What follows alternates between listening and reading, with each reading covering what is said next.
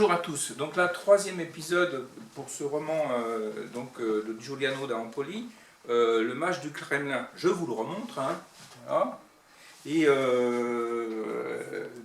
comme je vous le disais au premier épisode, la raison du plus fort est toujours la meilleure. Nous l'avons montré tout à l'heure. Donc, etc. Hein, c'est la fable de La Fontaine. Et donc, on va voir cette expression de la cruauté, de la rouerie dans tout le roman. Donc, je vais commencer par la jaquette. Hein. Donc, le mage du Kremlin. Le pouvoir est comme le soleil et la mort. Il ne peut se regarder en face, surtout en Russie. On l'appelait le mage du Kremlin. L'énigmatique Vadim Baranov fut metteur en scène puis producteur d'une émission de télé-réalité avant de devenir l'éminence grise de Poutine.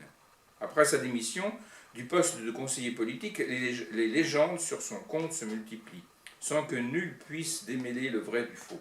Jusqu'à ce qu'une nuit, il confie son histoire à au narrateur de ce livre. De la guerre en Tchétchénie à la crise ukrainienne, le mage du Kremlin dévoile les dessous de l'ère Poutine et s'impose comme le grand roman de la Russie contemporaine. Alors c'était acheté à 600 000 exemplaires, hein, cet ouvrage. Il faut reconnaître que c'était bien écrit, c'est très intéressant. Je vais vous lire quelques petites parties. Donc page 45, Paris. Page 45. Baranov sourit. Il saisit la bouteille de whisky et s'en versa une bonne rasade dans son verre de cristal. Un soir, où nous étions assis près de la cheminée, grand-père me raconta les aventures des troupes du tsar qui occupèrent Paris après la chute de Napoléon. En particulier, celle d'un certain Yurko, compagnon de régiment d'un de nos ancêtres dans la garde impériale. Alcoolisé au dernier degré, à peine arrivé à Paris, il paraîtrait que ce Yurko se soit précipité dans une pharmacie et, après avoir reniflé une bouteille d'alcool médical, lui but accompagné de 2 petits concombres qu'il avait apportés exprès. Face à ce spectacle, le pharmacien est pris de panique et se voit déjà devant un peloton d'exécution pour empoisonnement de militaires russes. Il se précipite vers le camp le plus proche, se jette sur le premier officier à l'air plus ou moins civilisé, Vassili Baranov, et commence à lui raconter vivement qu'il n'a rien à voir avec la mort imminente de Yurko, que le Russe a sifflé une bouteille avant même qu'il ait le temps de dire un mot. À ce moment, notre ancêtre l'interrompt. « Vous ne connaissez pas beaucoup de soldats russes, n'est-ce pas ?» Le pharmacien secoue la tête. « Mais le concept d'immunité vous est familier, non ?» Le pharmacien le regarde sans comprendre. « Voyez, cher monsieur, la vie en Russie présente plusieurs inconvénients par rapport à celle de Paris. Nos fromages sont moins nombreux, nos femmes sourient peu et nos routes sont presque toujours recouvertes de glace. Mais l'avantage est que tout ce qui ne tue pas rend plus fort. Au cours des siècles, le métabolisme des Russes a eu le temps de s'habituer à beaucoup de choses. » Et d'un geste, il lui indique Yurko, tranquillement installé, à jouer aux cartes avec 2 camarades, une bouteille de vodka à moitié vide sur la table. Donc ça met dans l'ambiance. Page 51, maudit français.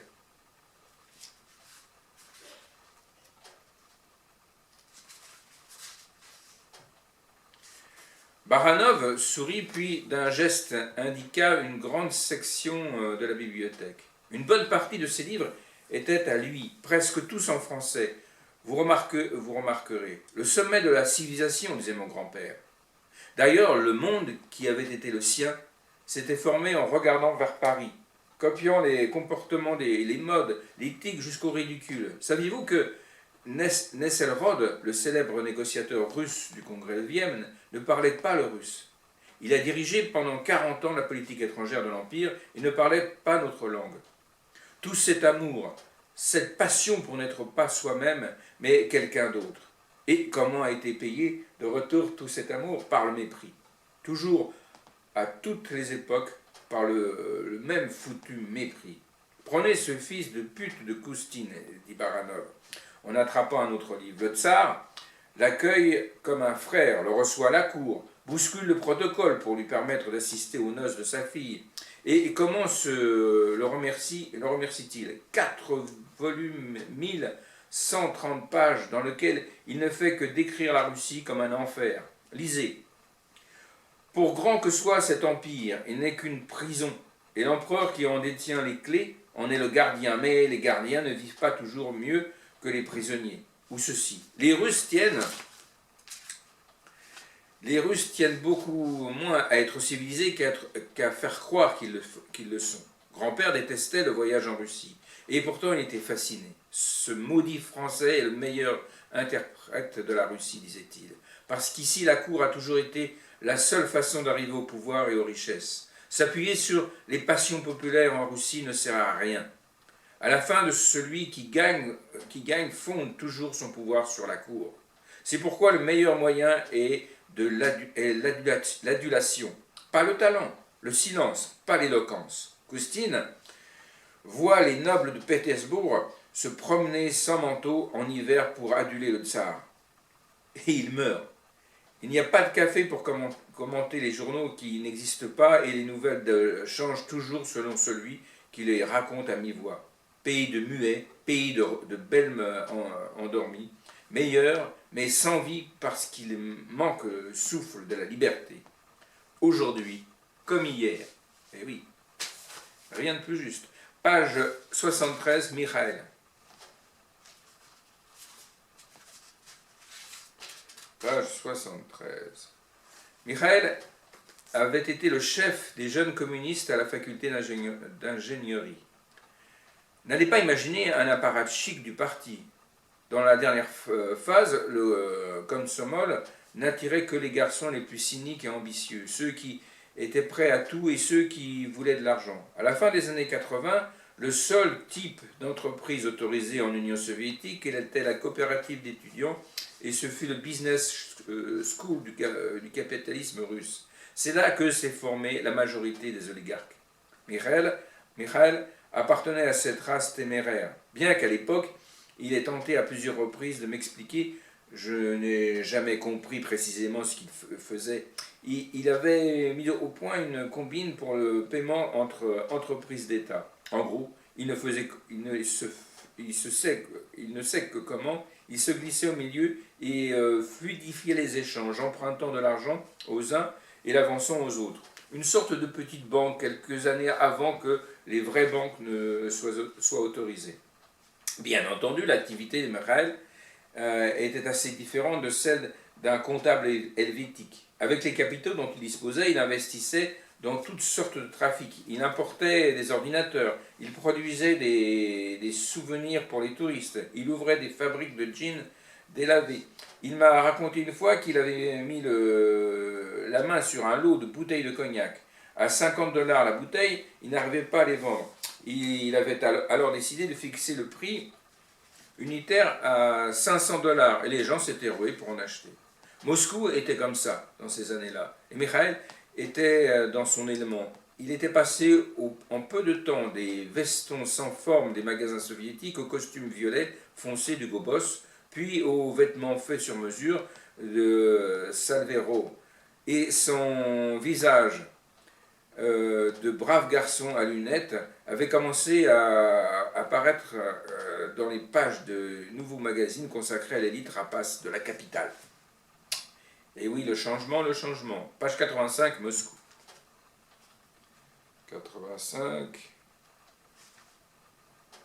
Depuis la débâcle de Ksenia, j'avais besoin de me changer les idées. C'était sa femme, hein, Ksenia. Et il faut bien admettre que sur ce plan, Moscou, au milieu des années 90, était le bon endroit. Vous pouvez sortir de la maison un après-midi, aller acheter des cigarettes, rencontrer par hasard un ami surexcité pour je ne sais quelle raison et vous réveiller 2 jours plus tard dans un chalet à Courchevel, à moitié nu, entouré de beauté endormie, sans avoir la moindre idée de comment vous en êtes arrivé là. Ou bien, vous vous rendiez à une fête privée dans un club de striptease, vous commenciez à parler avec un inconnu, gonflé de vodka jusqu'aux oreilles, et le lendemain, vous vous retrouviez propulsé à la tête d'une campagne de communication de plusieurs millions de roubles. L'imprévu a toujours été une des grandes qualités de la vie russe, mais à cette époque, elle atteignait son paroxysme. Imaginez tous ces hommes, toutes ces femmes jeunes, pleins de vie, souvent brillants, parfois géniaux, qui pensaient être condamnés à une vie de grisaille et qui maintenant, à l'improviste, voyaient s'ouvrir devant eux les chemins du monde. Ils pouvaient devenir ce qu'ils voulaient faire de l'argent, traverser la planète, coucher avec des mannequins. Toutes choses dont ils ne soupçonnaient même pas l'existence seulement quelques années plus tôt. Il y avait de quoi perdre la tête, d'ailleurs beaucoup la perdirent littéralement. Le niveau de violence était incroyable, comme si dans la ville on avait distribué aux écoliers de maternelle, en même temps que leur petit tablier, un arsenal de fusils automatiques. On tirait de tous côtés et pour des motifs les plus futiles. On voyait des milices privées et petites armées qui escortaient des hommes insignifiants et on découvrait parfois que l'un d'entre eux avait sauté en l'air. Une bombe, une rafale de Kalachnikov, tout, tout contribuait à alimenter la bulle radioactive de Moscou. Ensuite, l'ORT, page 90. Page 90. ORT. À cette époque, le propriétaire de l'ORT était un milliardaire qui s'appelait Boris Berezovsky. À première vue, il ne s'agissait pas d'un oligarque particulièrement crédible. Rien dans sa figure n'inspirait l'autorité ou simplement le respect. Il était petit, gras, myope, constamment agité par quelques idées ou occupé à rire ou à faire rire. Tout le monde connaissait son pouvoir et pourtant il éprouvait l'exigence constante de le souligner. Il adorait être interrompu durant son repas par un coup de téléphone. « C'est Tatiana, disait-il, les yeux brillants, la fille du président. »« Eh bien, c'est Anatoly, en référence au vice-premier ministre. » Il ne réussissait pas à participer à une conversation plus de 4 minutes sans se lancer dans le récit de ses mirobolants exploits. La fois où il avait débarqué en Tchétchénie et fait libérer les otages, donnant en gage la montre de 80 000 $ qu'il portait au poignet. La fois où, après avoir pris le contrôle de l'aéroflotte, il avait dessiné sur la nappe d'un restaurant les nouveaux uniformes des hôtesses. Il avait acheté un petit palais dans la Novokuznetskaya. Je reprends. Novokuznetskaya. Voilà, c'est dur à dire. Un long immeuble blanc bas attaché à l'église Saint-Clément. En principe, cela aurait dû être le siège de sa compagnie, mais Berezovsky en avait fait quelque chose de beaucoup plus spécial, une espèce de club, la maison Logovaz, comme il l'appelait, ouverte aux partenaires d'affaires et en général à toutes les personnes qu'il avait envie de fréquenter pour une raison ou pour une autre. Vous pouviez y passer à toute heure du jour et être sûr d'y trouver un bon cigare et un entrepreneur biélorusse ou un général kazakh avec lequel refaire le monde. Il y avait un gigantesque aquarium qui courait le long du mur, une cheminée directement transplantée d'un château bavarois et puis une accumulation insensée d'icônes, de statuettes d'ivoire, de tables marquetées, des bibelots au tapis. On voyait que chaque objet avait été sélectionné davantage en fonction de sa valeur monétaire qu'à la suite d'une recherche esthétique. Et pourtant, l'effet d'ensemble ne manquait pas d'un certain charme, le produit d'une aventure qui avait bien fini, d'un braquage de banque, d'une soirée triomphale à une table de blackjack. La maison de l'oncle Vania, redécorée par James Bond. Ce n'était peut-être pas le sommet du bon goût, mais la majorité de ceux qui entraient avaient un seul désir, y rester le plus longtemps possible. Alors, page 93, boum. Alors, page 93. Puis, se tournant vers moi, tu vois, Vadia, la beauté de ce pays, c'est que même si tu ne joues pas, tu cours les mêmes risques. Mettons que tu restes tranquille dans ton coin et gères tes affaires. Tôt ou tard, arrive un type qui va essayer de t'enlever ce que tu as. Et s'il a un peu de pouvoir, ou bien un peu de force, peut-être qu'il va y arriver. Et toi, tu te retrouves gros Jean, comme devant, sans avoir rien fait pour le mériter. Alors, autant jouer à la roulette, non? Le ton qu'employait Boris instillait toujours un doute. Se limitait-il à formuler une observation de caractère sociologique ou y avait-il dans ses paroles une composante légèrement moins abstraite de menace?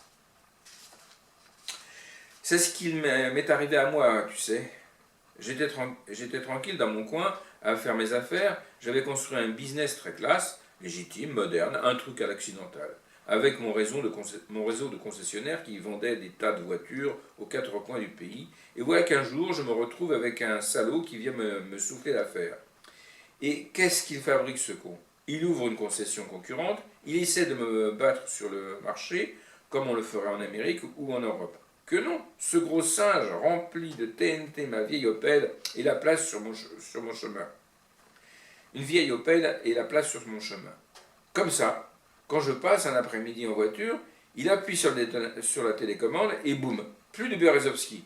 En tout cas, c'est ce qu'il croit. Seulement, ça n'a pas marché parce que Berezovski a plus de vie qu'un chat. Tu sais ce qui s'est passé? Je me suis retrouvé avec la tête de mon chauffeur dans les bras. Un morceau de cette foutue Opel lui avait coupé la tête comme une guillotine. Moi, en revanche, rien. Quelques égratignures, c'est tout. Les gens regardaient ma voiture carbonisée et n'en croyaient pas leurs yeux. Chaud d'ambiance. Page 102, Vladimir. Alors, le chef du FSB, un service secret, serait un beau candidat. Personne ne le connaît, mais le vieux a confiance en lui. Il a fait ses preuves dans Eltsine, le vieux, dans les moments décisifs. Il est jeune, compétent, moderne, exactement ce que dont la Russie a besoin. Et puis, tu verras, c'est un homme modeste. Il n'a pas voulu occuper le bureau de ses prédécesseurs. Il l'a transformé en musée, comme pour dire cette époque est à jamais révolue. En effet, après un bref passage par le secrétariat, nous fûmes introduits dans un cabinet qui aurait pu être le lieu de travail d'un chef de service du ministère des Postes. Son occupant, un blond pâle, aux traits décolorés, portait un costume en acrylique beige, arborant une mine d'employé, veiné d'une imperceptible pointe de sarcasme. Vladimir Poutine, dit-il en me serrant la main. À cette époque, le tsar n'était pas encore le tsar. De ce geste n'émanait pas l'autorité inflexible qu'il acquérirait par la suite, et bien que dans son regard, on devina déjà la qualité minérale que nous lui connaissons aujourd'hui, celle-ci était comme voilée par l'effort conscient de la tenir sous contrôle. Cela dit, sa présence transmettait un sentiment de calme. À son habitude, Boris le noya sous un fleuve de paroles qui allaient toutes plus ou moins dans la même direction. C'était lui, Poutine, de prendre les rênes de la situation pour faire passer la Russie dans le nouveau millénaire. Le chef du FSB essayait de résister. Écoute-moi, Boris. Les services secrets ont tous les avantages de la politique sans aucun de ses inconvénients. Moi, je suis ici au centre du système. J'entends et je vois tout ce qu'il y a à savoir. Je suis en condition d'intervenir sans trop de complications pour protéger le président et sa famille. Je l'ai fait dans le passé et tu sais que je continuerai à le faire chaque fois que cela sera nécessaire. Si vous m'arrachez d'ici pour me mettre au gouvernement, je me trouverai sous les projecteurs et je ne pourrai plus rien faire. Je finirai broyé comme les autres premiers ministres de ces dernières années. Et vous perdrez le plus fidèle gardien de votre tranquillité dans ce palais. Je vois ce que tu veux dire, Volodya, mais tu dois tenir compte d'une chose. Si nous ne bougeons pas rapidement dans un an, il n'y aura plus ni président ni famille à protéger.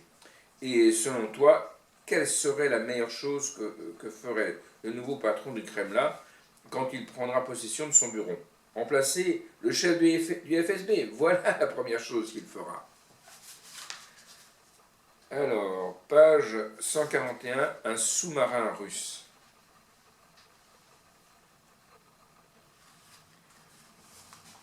Tu te rends compte, Vadia, ceux qui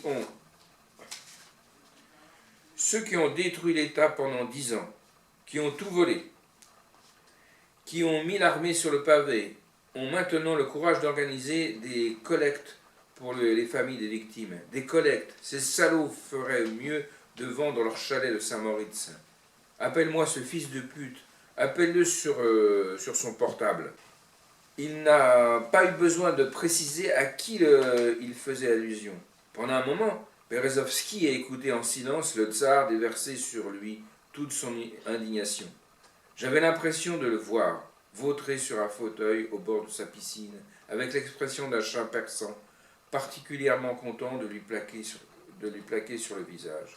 Puis il lui a demandé « Mais Volodia, dis-moi juste une chose, pourquoi es-tu au bord de la mer Noire? Tu devrais être sur place, en train de coordonner les opérations, ou en tout cas à Moscou. » Aveuglé de colère, le tsar a répondu sans réfléchir. « Et toi, pourquoi es-tu sur la côte d'Azur, Boris ?»« Mais enfin, Volodia, je ne suis pas le président. Tout le monde se fout de savoir où je suis. » Il avait tout à fait raison. Mais, comme ça arrive souvent, cela n'a pas amélioré sa position. « Boris, est-ce que tu te rends compte que ta chaîne est en train de mettre à l'antenne des putes qu'on paie pour jouer le rôle des femmes et des sœurs des marins? Vous êtes la télévision d'État et vous complotez contre la présidence. Aurais-tu perdu la tête ?» À l'autre bout du fil, Berezovski s'énervait à son tour. « Mais qu'est-ce que tu racontes, Volodia? Ce ne sont pas des actrices, ce sont leurs vraies femmes. Si tu étais allé les voir au lieu d'écouter tes sbires du FSB, tu le saurais. » Et oui. Page 169, Staline.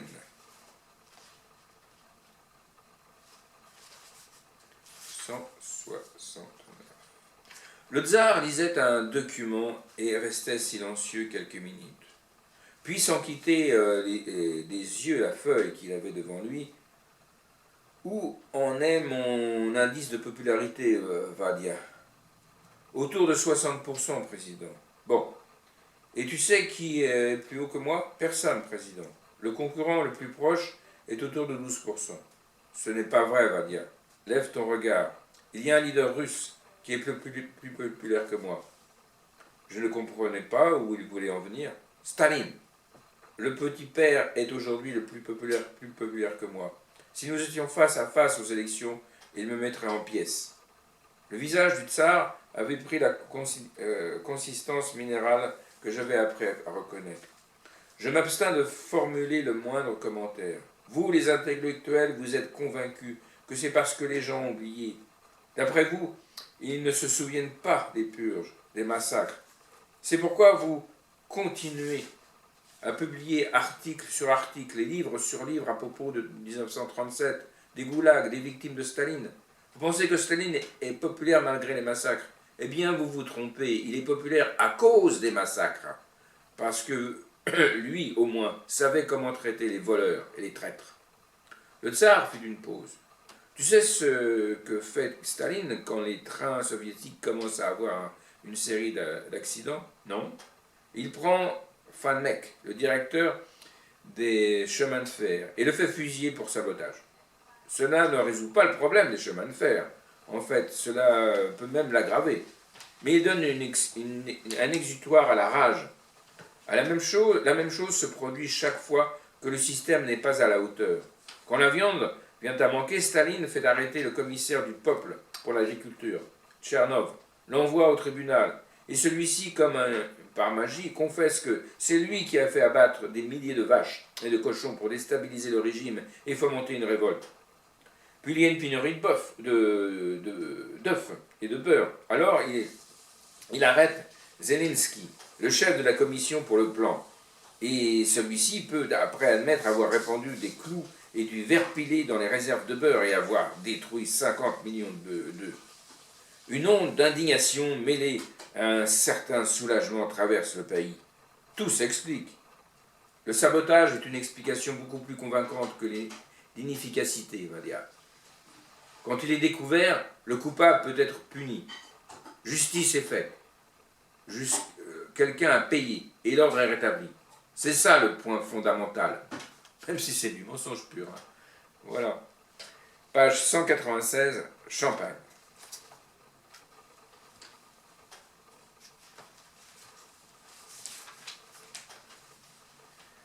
Donc ce Sergueï était un membre de l'aristocratie et lorsque avait éclaté la révolution d'octobre, il était allé combattre les bolcheviks dans le nord.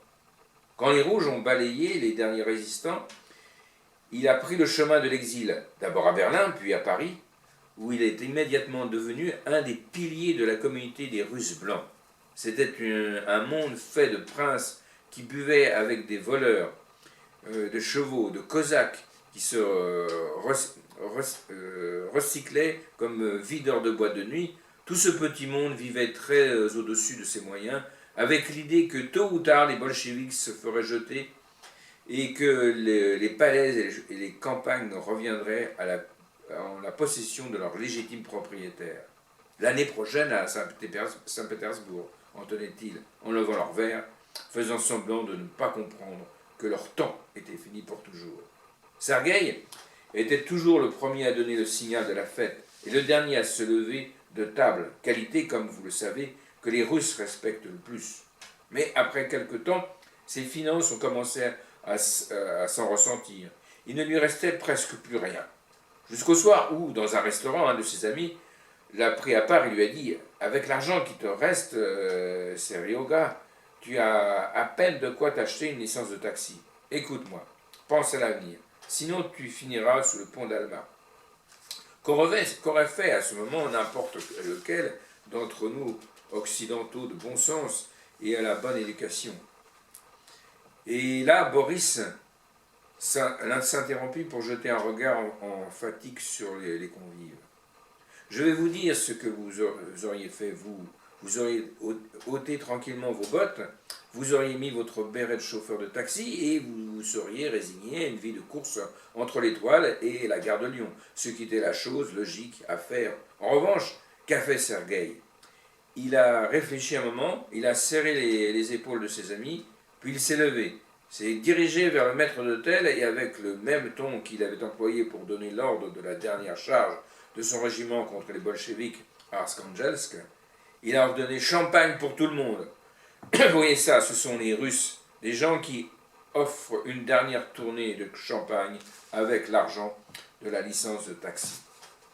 La baronne eut un petit sourire exquis. C'était la moindre des choses, vu qu'apparemment le maître de maison avait raconté cette histoire à son profit. Mais alors, personnellement, j'avais des doutes sur l'authenticité de cette anecdote. Il me semblait que Kessel, dans ses récits de jeunesse, avait raconté une histoire semblable. De plus, j'avais comme l'impression que Berezovski l'avait déterré à mon intention. Je suis un vrai russe, me signifiait-il. Je ne renoncerai jamais à ma folie contre une licence de taxi. Joli, non? Mais c'est du vrai Kessel, par contre. Alors, page 256 et 58, échappe en Cachemire. Page 256. 256. D'accord. Ok. Tu la connais, on va dire, l'histoire de Johnny Torrio. Je fis non de la tête. J'avais déjà un avant-goût de l'énième parabole de Berezovski, même si sur le moment je ne pouvais pas savoir que ce serait la dernière. C'était le président du conseil des mafieux de Chicago, juste après la guerre, un vrai boss, respecté par tous. Mais sous ses ordres, il y avait un type qui voulait prendre sa place et qui s'appelait Al Capone. Alors, en 1924, un après-midi de janvier, vers les 5 heures, Johnny Torrio, le président du conseil des mafieux de Chicago, criblé de cymbales, s'écroule en face de chez lui. On l'amène à l'hôpital, il dit à la police « Je sais qui a fait le coup, mais je ne suis pas une balance. » Puis, dès qu'il va mieux, il appelle Al Capone lui remet les clés du business et il dit qu'il a envie de rentrer en Italie. Résultat, il a vécu encore 15 ans, par la grâce de Dieu, et il est mort tranquillement dans sa maison à Brooklyn. Boris resta silencieux un moment, puis il tira une enveloppe de sa poche. « Cette lettre est pour le tsar. Je l'ai écrite avec le cœur. Tu peux la lire si tu veux. » Sous mes doigts, le papier, fabriqué à la main, avait la consistance d'une feuille de coton. C'était un appel à la charité chrétienne du tsar. « Je te supplie de me donner ton pardon de chrétien. implorait Berezovski. Puis, il avait des allusions pathétiques à la mort, puis de la mort qui approchait, à la dureté de l'exil, à un vieil imbécile qui, bien que conscient de ses erreurs, demandait, confiant en la magnanimité du souverain, le réconfort de pouvoir passer ses derniers jours dans les bras de la mère patrie. Ce n'était pas vraiment le ton de la lettre de Zamiantin, une supplique adressée au tsar plutôt que dans le pur style de la tradition séculaire. Même si dans un passage discret, Boris ne résistait pas à la tentation de se proposer encore comme conseiller sur la base de l'expérience que j'ai accumulée. Si tu le juges utile, Vladimirovitch. Tu crois que ça va marcher lui dit-il. 2 jours après notre rencontre, Berezovski a été retrouvé mort dans la salle de bain de sa résidence d'Ascot, pendu à son écharpe, en cachemire préféré. Donc, Vladimirovitch n'a pas été aussi clément que Al Capone, visiblement. Page 296. Les œufs frais de Kirill. 296. Les œufs frais de Kirill. Le tsar n'a jamais été susceptible d'affection, tout au plus d'habitude. Et à partir d'un certain moment, il a perdu l'habitude de me voir. À Novo-Ogariovo, il a fait raser la forêt à 3 km à la ronde de sa datcha. Il se lève tard le matin, déjeune d'œufs frais que lui envoie le patriarche Kirill de sa ferme. Puis il fait des exercices dans son gymnase devant l'écran des infos. S'il y a quelque chose d'urgent, c'est là qu'il lit les notes confidentielles et transmet ses dispositions. Ensuite, il nage 1 kilomètre dans la piscine. Au bord du bassin, les premiers visiteurs du jour, ministres, conseillers, chefs de grandes entreprises convoqués la nuit précédente ou le matin même, attendent patiemment que le tsar sorte de l'eau pour lui tendre un peignoir et l'entretenir brièvement d'une question ou d'une autre. Ce n'est qu'en début d'après-midi que le cortège présidentiel se met en route pour le Kremlin. Les rues ont été fermées à la circulation une demi-heure plus tôt. À chaque croisement, une voiture de la milice assure que la solitude du tsar soit préservée. De Novo-Ogariovo au Kremlin, Poutine traverse presque entièrement la capitale, congelée à son passage, arrive au bureau et là commence sa véritable journée de travail qui se termine parfois aux premières heures de l'aube. Toute l'existence du tsar est déphasée par rapport à celle des personnes normales et impose une torsion à qui doit travailler avec lui. Un seul homme ne dort pas la nuit, et il a dressé tous ceux qui comptent à Moscou à partager sa veille jusqu'à 3 ou 4 heures du matin. Connaissant les habitudes nocturnes du chef, une centaine de ministres, de hauts fonctionnaires, de généraux sont là, qui attendent un appel. Et chacun tient à ses côtés une petite phalange d'assistants et de secrétaires. Ainsi, les lumières des ministères restent allumées et le Moscou du pouvoir a de nouveau perdu le sommeil, comme au temps de Staline. Sauf que Staline, il picolait plus. Voilà, donc une magnifique évocation de la Russie éternelle, et telle qu'elle est toujours. Voilà. Donc, je vous dis maintenant dans 15 jours pour un tout autre sujet. Et je vous souhaite une bonne quinzaine à tous. À très très bientôt.